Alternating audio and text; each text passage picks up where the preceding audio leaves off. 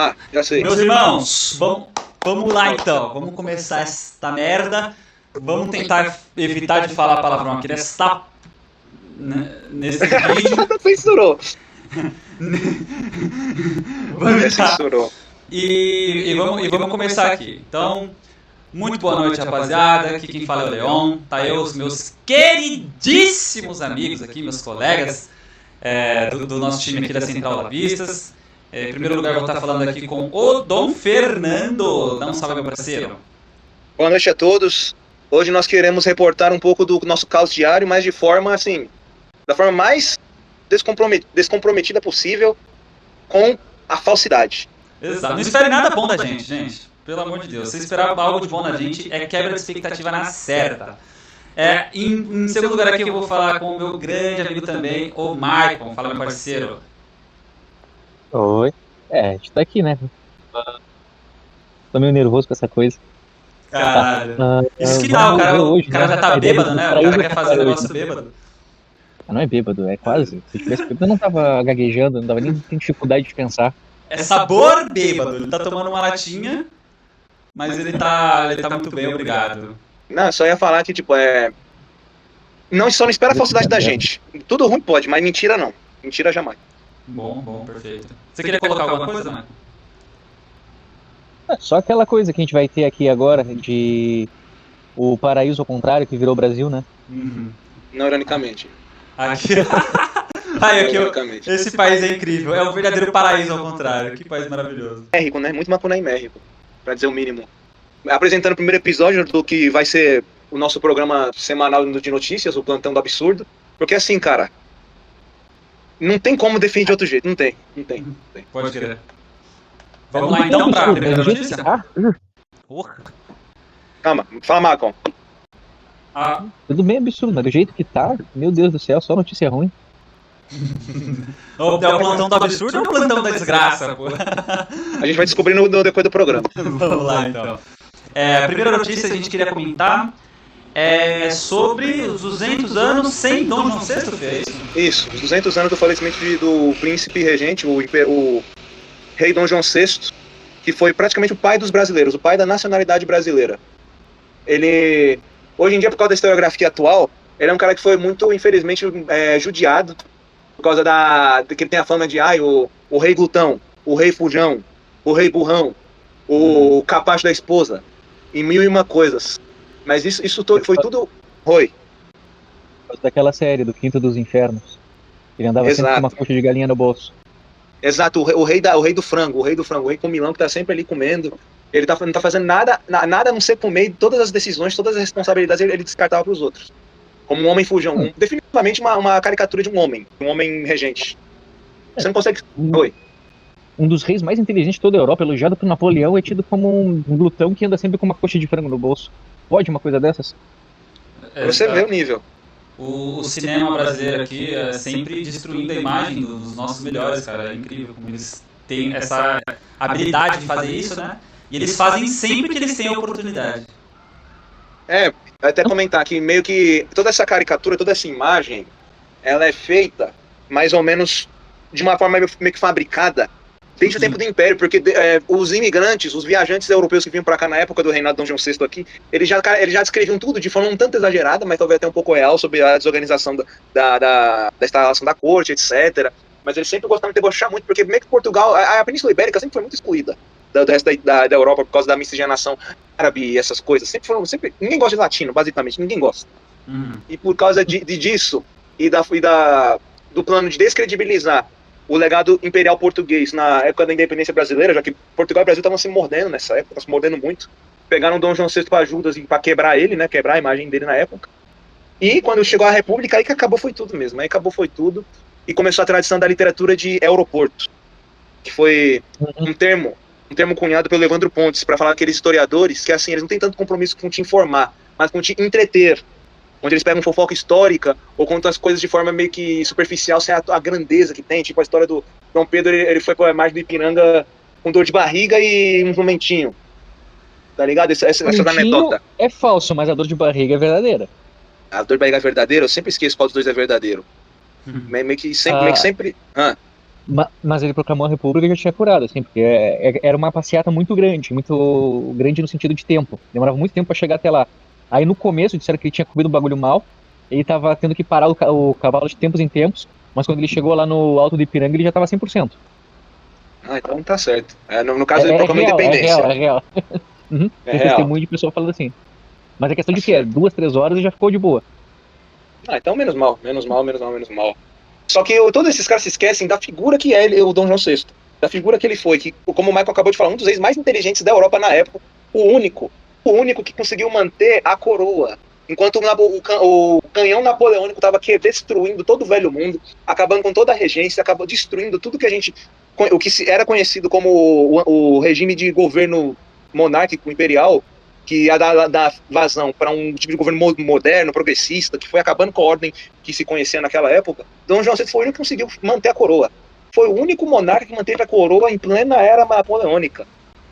Napoleão, como o Michael falou, no exílio Napoleão registrou. Foi o único que me enganou. O único que me enganou. Dom João VI foi um cara assim, tipo, todo mundo quando olha pra estratégia dele, pensa que ele foi covarde, pensa que ele foi... Ele era muito demorado. Isso. Todo mundo Muito fala lento isso. pra tomar decisão. Por isso que foi até o cara que criaram. deixou. Ele foi o cara que deixou Napoleão a ver navios. Tá aí, minha rapaziada. Interessantíssimo, hein? Não Tudo ironicamente. bom. Incrível! Grande Dom João VI. A maior Não, marinha da Europa era portuguesa na época, a maior marinha. Aí o pessoal, porque a marinha inglesa é isso, a marinha inglesa é aquilo. Bolota, não. A maior marinha era portuguesa. Em segundo lugar vinha a inglesa. Sim, E, basicamente. Era Império e, Ultramarino português, né? uhum, e Dom João, tão inteligente, ele junto com a corte lá, eles calcularam a distância que os canhões conseguiam atingir os navios e ficaram pouca coisa depois dessa distância. Só para esperar Napoleão chegar no porto e olhar os navios, para depois zarparem. Eles ficaram esperando Napoleão chegar. Só pra Tem, sacanear a cara dele. uhum, é literalmente assim, ó, é um registro histórico do tipo, nós estamos aqui e vocês não chegaram a tempo. Caraca, meu. Essa eu não sabia. Dessa eu não sabia. Eu lembro que foi Uhum. muitas pressas, né? Foi muitas pressas e ele foi pressionado. Caraca, meu. Então, ele botou então jeitinho brasileiro no Brasil, né? O tapeador brasileiro, o primeiro tapeador brasileiro, não tem como. Dom João ser VI, o primeiro malandro. o primeiro A, malan- malandro, não tem como. sim, a malandragem lusitana a gente foi herdado de tudo isso daí. É o jeito misturado de ser.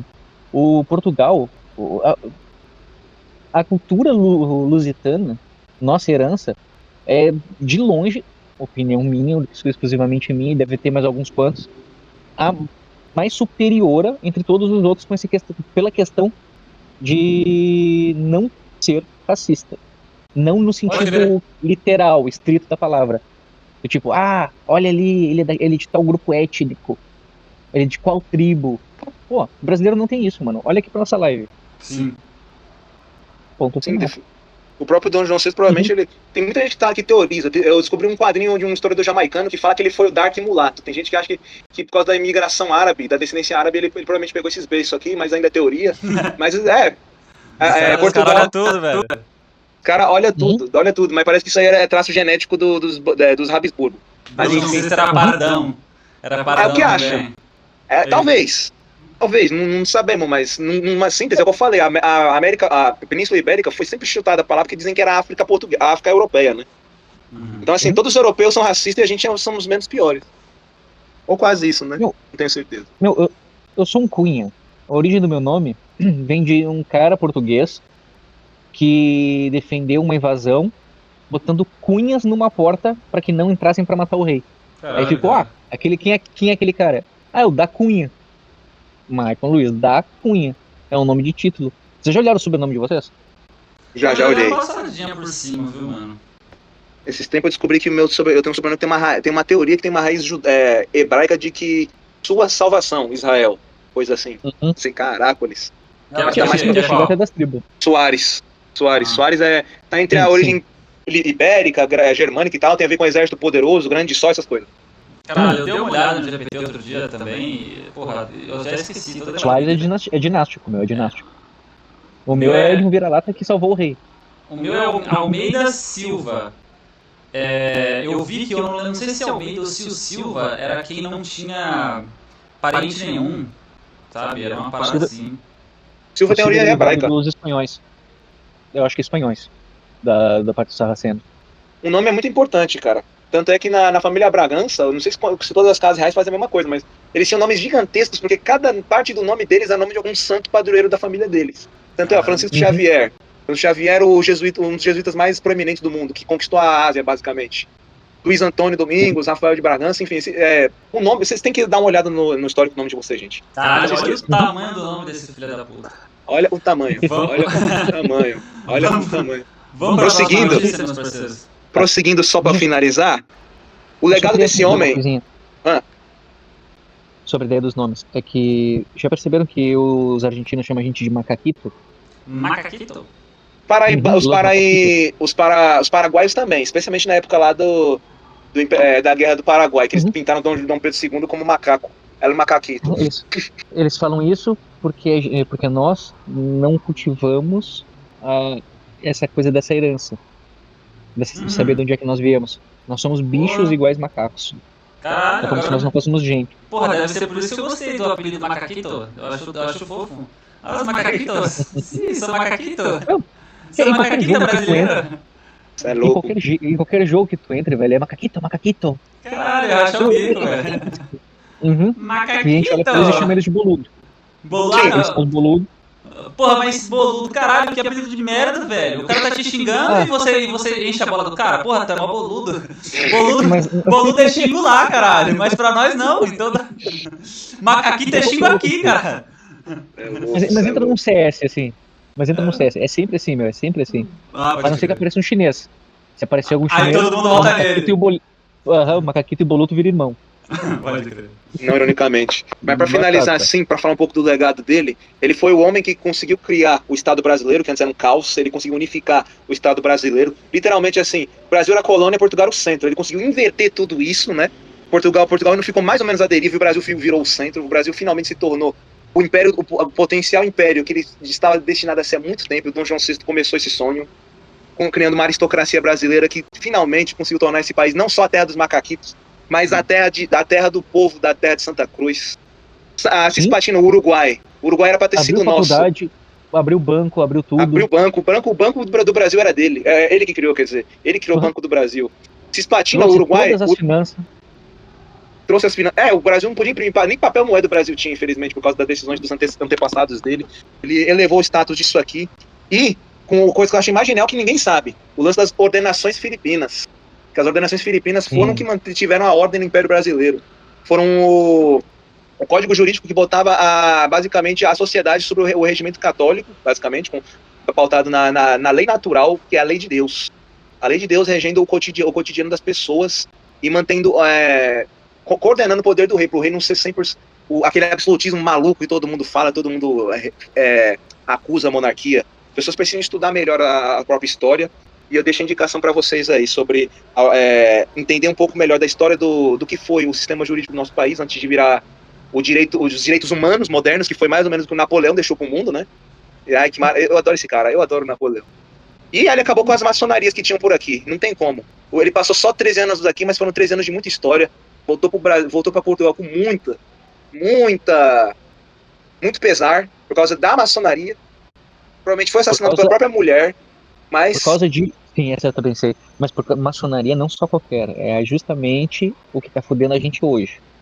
Foi toda a parte da juristocracia. Os juízes foi quem obrigaram o rei a voltar sobre ameaça de guerra, destruição e perda de tudo. Que no final deu a mesma merda. Que foi, assim, a Revolução do Porto, né? A Revolução Liberal do Porto, que foi liderada pelo Sinédrio, que sempre meio que era maçonaria, né? Então, assim, um do lado do outro. O cara batalhou pra quebrar tanto com a maçonaria, tanto com essa jurisdição do caraca, mas, infelizmente, né, nem sempre dá, mas como eu posso dizer? O sonho dele de criar o Império dos Trópicos, ele começou, o filho dele consumou e o neto dele concretizou. Então, assim, gigante. A América Portuguesa nunca teria sido a mesma sem Dom João VI. Rezemos pela alma desse gigante.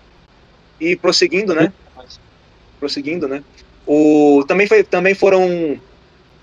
Foi aniversário da Batalha do Genipapo, a luta mais mais acirrada, mais sanguinária do Brasil Imperial, que uma das que mais decidiu o destino do Brasil, que foi o Nordeste. Foi o Nordeste. O Nordeste, hoje em dia, a gente quer tirar o Nordeste do nosso mapa. Mas foi com o Nordeste que o Brasil ganhou a guerra. Mas os caras são pica na história, né? São. Porque, basicamente, assim, como mostra nessa ilustração, na esquerda nós vemos o português, o militar português armado, e nós vemos o sertanejo brasileiro com uma enxada, com uma foice. O cara tem chumbo na mão contra um bando de 200 pessoas, ou melhor, se não me engano eram umas 2.000 pessoas, contra uns 3.000 soldados, são todos soldados armados até os dentes, e todos os caipiras com enxadas pás, tudo do mais rústico, tudo no sentido mais rústico possível. Perdemos a luta no primeiro momento, mas emboscamos os caras e fizemos eles comerem poeira. Sabe a quantidade de pessoas? Cara, eu lembro que chegou a morrer 200 nordestinos. 200 nordestinos acabaram morrendo contra o Major João José da Cunha Fidier.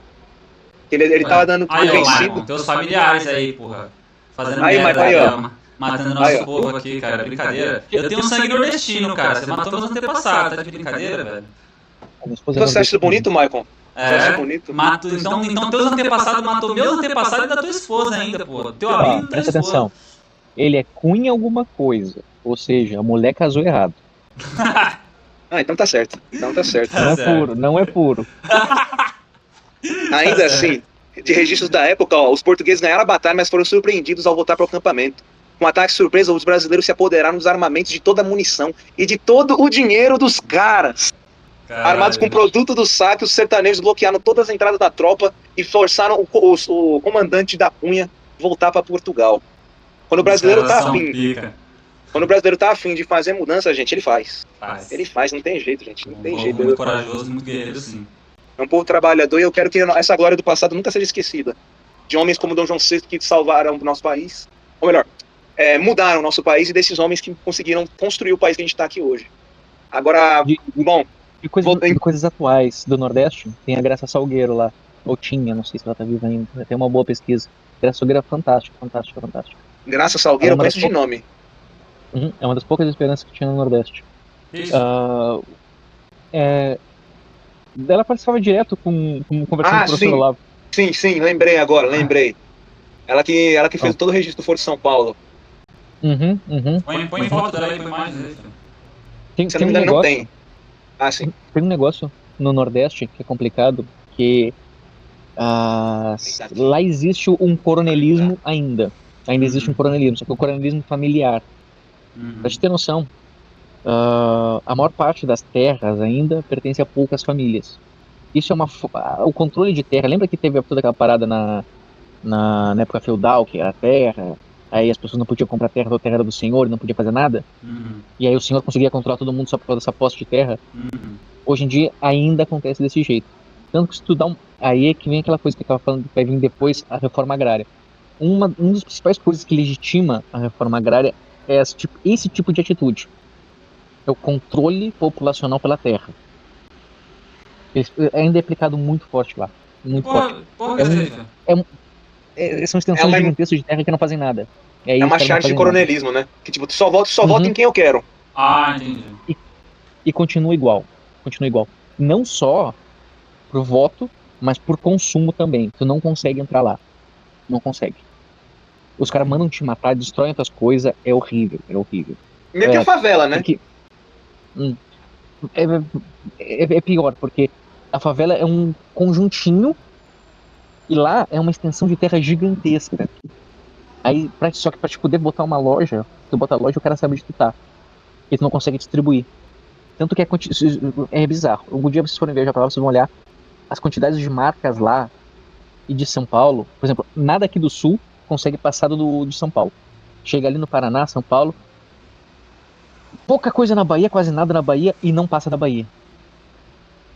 Não tem. Então, também tem a ideia da distância, lá só as né? marcas que eles permitem. Sim, só produção local e isso daí. Em compensação, aqui eu tenho farinha do Nordeste. Pode crer. Caraca, malandro. Tem uma coisa de proteção lá que impede o desenvolvimento, e é proposital. E não é coisa, máfia do caminhão-pipa, máfia disso. Não, isso é pequeno. É pequeno comparado com o que é na verdade. Não vou falar muito porque é perigoso pra caralho falar essas coisas. Pode ser. Vamos seguir então. Mais perigoso que falar de Moraes. Filho, Tá mas mal, brincadeira, coisa séria, rapaz. E eles Tá estão tudo aí malandro. perto de vocês. Estão tudo aí perto de Eita, porra, vocês.